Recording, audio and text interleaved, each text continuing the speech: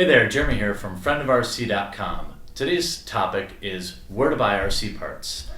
You see that a lot of people have pretty strong opinions. They're either loyal to a single place or they've got preconceived notions about where the best place is to buy things. Through our research, we found that there really is no right answer. Surprise, surprise. But in this episode, we're going to try to show a couple different scenarios where you can save some money, but also show you that there's some value in customer service. So the RC hobby, as we know, there's really two places to get things. You're either your local hobby shop / track or online.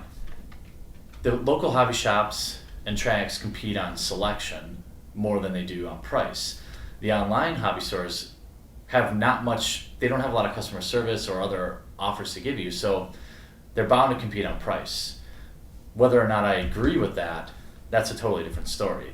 I think that people will find value in secondary things like better loyalty programs, gifts, and customer appreciation.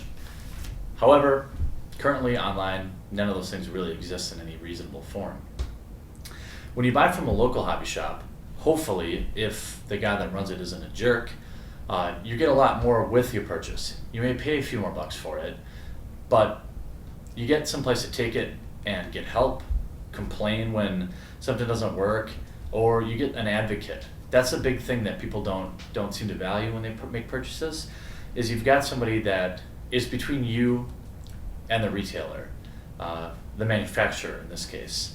And it makes a big difference when it's you, the customer, who's bought one item, or a retail chain who buys thousands of them when it comes to getting things fixed on warranty and having technical questions and things like that. So when you run it through a local hobby shop, you just get a lot more power behind your inquiries.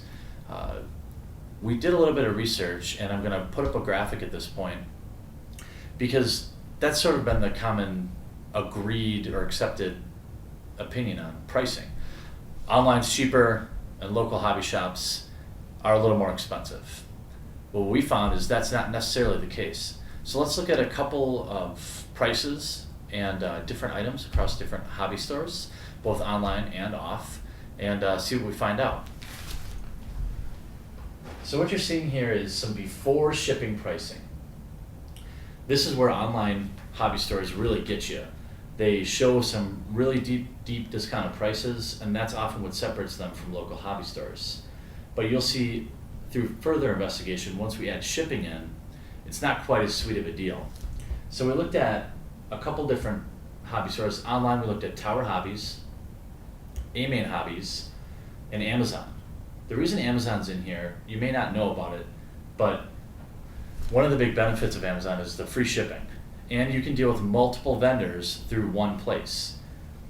So many online hobby stores will post their items to Amazon in their market, and you'll just get exposure to more competitive pricing. And you're dealing with one point of contact. And then we also looked at our local hobby store here in Wisconsin, which was Hobbytown. It happens to be located in Germantown, but you may have a Hobbytown in your town, or you may have a local hobby store. But we had to go with what we could gather. So these are actual prices. You'll notice that Tower and Hobbytown have the same price. That's because they will either match the price in most cases. I mean, they get many of their items from Tower or Horizon anyway. So if you go through, and what we did is we looked at a Slash 4x4 ready to run, a slow stick plane, a standard 2S 5000 milliamp LiPo, it's the Venom Power to be specific, a team associated B4.1 kit, a Futaba 3PKS remote, and then an HPI Blitz ESC kit.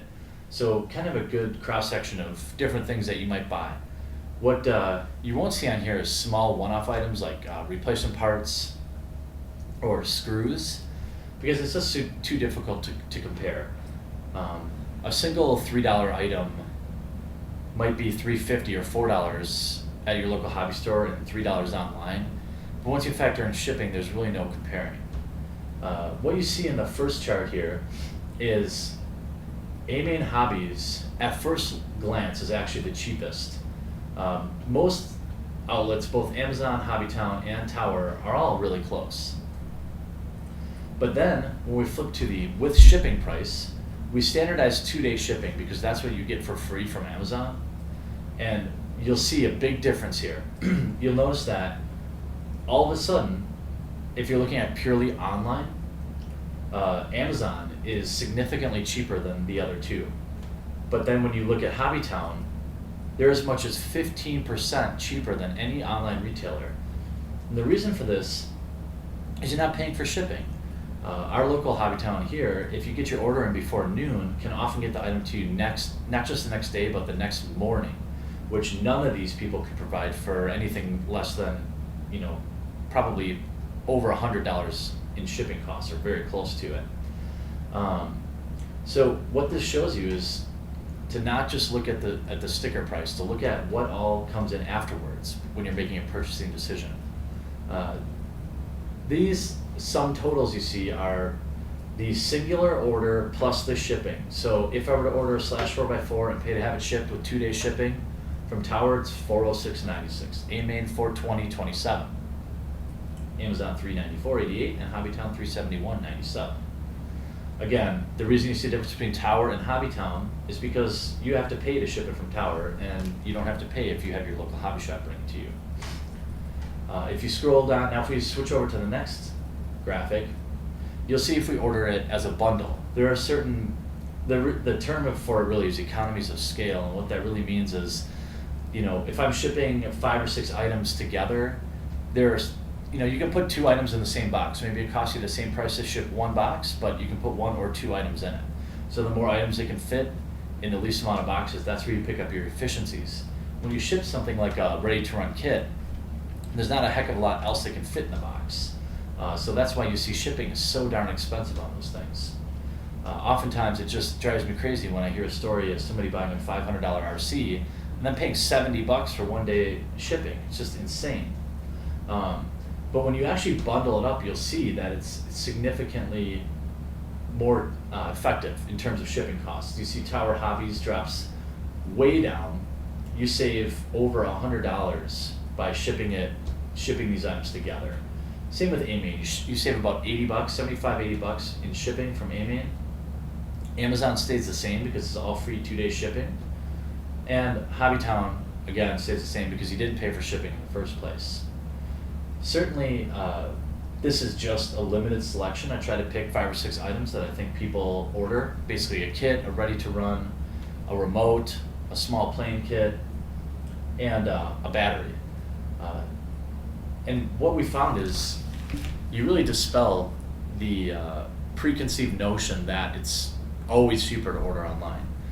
The other thing to keep in mind is this is just 6 items. So as always with Friend of RC, we'll suggest that you do your own research, but take it to the next level. Check out what shipping's gonna cost. One complaint I have with one of the online vendors is I pay for the express shipping. I guess I'll go ahead and name them. It's AMain. Many times I'll order an item at 1 o'clock in the afternoon. I'll pay the extra $4 for rush processing, and I'll pay the upcharge for 2-day shipping. Well, what consistently happens is not only do they not ship it out that day, but they don't ship it out till the next day at 5 o'clock. So they don't ship it out the next day on the first truck. It goes out at 5 o'clock. So you pay the extra $4 for nothing apparently. But then you also pay the upcharge for 2-day shipping when your item doesn't even ship out for a full extra day. Every time I've paid for 2-day shipping from AMain, I haven't gotten the box for 4 full days. Now I live in the Midwest, so that could have something to do with it, but to me it's just not the same. And when you compare it against what you see ordering from your local hobby store, there's no reason that I wouldn't just have my local hobby store order things. It ships faster, it's more affordable, and then I get support with it. Certainly your local hobby store may be different, or where you buy your things online. We looked at a couple of the major ones, but it's important that when you're buying RC parts, there is no one answer. There's just like what's the best short course truck and what's the best nitro. There's no one correct answer all of the time. There's another thing that you have to factor in, and we'll put up a graphic now, is loyalty programs. AMain has a pretty good one. They have a coupon code that comes out every month. I think it maxes out at $75, and that's if you purchase over $750. So it's like a 10% off coupon, but you can only use it once. You also build loyalty points at the rate of $250 spent is $5 store credit. Hobbytown will give you a $5 coupon for every $75 or $100 you spend there. So the ratio is much better. Certainly you don't have a promo code, which I'm sure factors in. They know people use their promo codes to save, and they know they build up loyalty points. But when you factor that in, the fact that, for example, in our case, our local hobby store is not only cheaper, but they've got a loyalty program, and we get the extra support and faster shipping. There's no reason we should order things online. I didn't really know that until I did the research. So I guess the point of this episode is to encourage you to do the research and see where your pricing lies. Sure, you can negotiate with your local hobby store, but keep in mind the other things that they're bringing. Again, like I said earlier, they're a middleman for you. They represent you. They're an advocate for you if it's right. If your local hobby store doesn't do these things for you, well, they're missing out, first of all. But second of all, you're more, then order online. Because if you're not getting the customer service and you're not getting the advocacy, then the pricing is irrelevant. Those two things go without saying. And most online places are okay.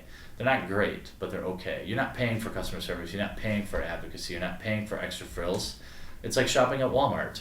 I can buy a tube of toothpaste anywhere. I know it's typically cheaper at Walmart, but you're not going to get any customer service there. I'm not going to talk to an expert about which one of the 75 bottles of toothpaste they have is the right one for me.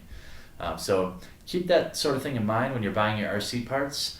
If you have any questions about either where we buy our stuff or how to do some of the comparisons that we did, just post them down in the comments below. And we hope you have fun, and we'll see you next time. Thanks.